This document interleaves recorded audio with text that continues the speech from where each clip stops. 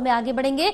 बड़ी जानकारी, जहां दिल्ली के नरीला इलाके में कल रात फायरिंग हुई है और फायरिंग में 10 साल के बच्चे को गोली लगी है। दो पक्षों के बीच लड़ाई के बाद गोलीबारी हुई। घायल बच्चे का अस्पताल में इलाज जारी है। मामले की जांच में अब पुलिस जुटी है। मामले पर केजरीवाल ने एक्स पर प्रतिक्रिया दी है। बड़ी जानकारी आप तक पहुंचा रहे हैं, जहां एक्स पर प्रतिक्रिया भी साझा की गई है। फिलहाल एक बच्चा इस फायरिंग में घायल हो गया, जिसकी उम्र 10 साल बताई जा रही है। दिल्ली के नरीला इलाके का मामला है, जहां कल रात फायरिंग हुई थी और फायरिंग में 10 साल के बच्चे को गोली लगी है।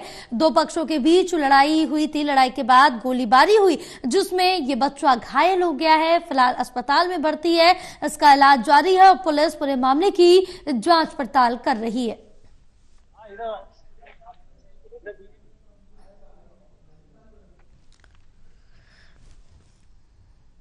हमारे साथ हमारे सहयोगी विशाल जुड़े हुए हैं और ज्यादा जानकारी लेंगे।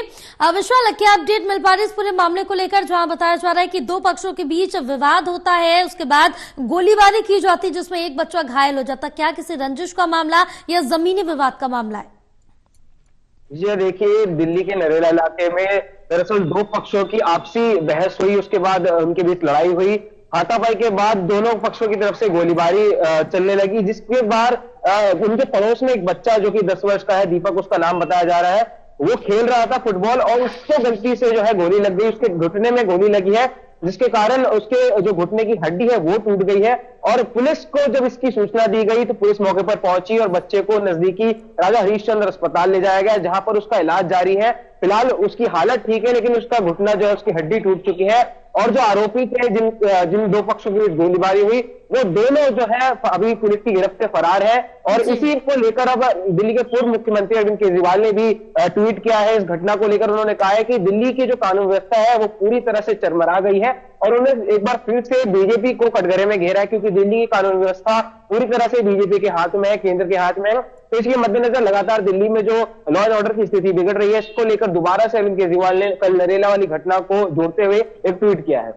बिल्कुल, और इस बीच ये भी जानना चाहेंगे विशाल कि जो ये बच्चा था, जिन दो पक्षों की लड़ाई हुई थी, उनमें से किसी एक पक्ष का था या फिर किसी अन्य का बच्चा था जो कि बीच में आ गया?